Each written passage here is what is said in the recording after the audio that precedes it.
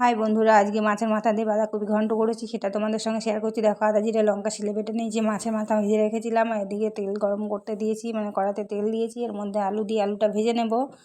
আলুটা লাল লাল করে ভাজা হয়ে গেছে, এখন আমি নিয়েছি এই তেলের মধ্যেই লঙ্কা মানে জিরে ফোড়ন দিয়ে আর আদা জিরে লঙ্কা বাটা আর টমেটো দিয়ে নুন হলুদ দিয়ে নেড়ে চেড়ে নিলাম। এর মধ্যে কড়াইশুঁটি দিয়ে যে একটু নেড়ে নিচ্ছি, তার মধ্যে মাছের মাথাটাও দিয়ে দিলাম, দিয়ে বাঁধাকপিটা দিয়ে একটু ঢেকে দিয়েছি।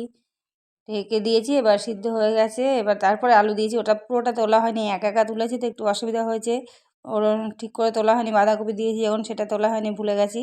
যাই হোক, এই দেখো বাঁধাকপি দিয়েছি, যে সেদ্ধ হয়ে এসছে, তারপরে দিয়েছি আলুগুলো। এবার দেখলাম আলুগুলো সিদ্ধ হয়েছে কিনা, দেখি হ্যাঁ সিদ্ধ হয়ে গেছে। তারপরে দিয়ে দিলাম একটু চিনি। ব্যাস, আমার বাঁধাকপি ঘন্ট রেডি একদম। মাছের মাথা দিয়ে মটরশুঁটি দিয়ে বাঁধাকপি ঘন্ট হেভি টেস্টফুল হয়েছিলো। নিজে রান্না করেছি, নিজে খেয়ে দেখলাম বেশ টেস্ট হয়েছে। আমার হাজব্যান্ডকেও দিয়েছি, উনি খেয়ে আছে, আগে বলছে ভালো হয়েছে, বাট আমি খেয়ে তোমাদের সঙ্গে শেয়ার করলাম। বাই।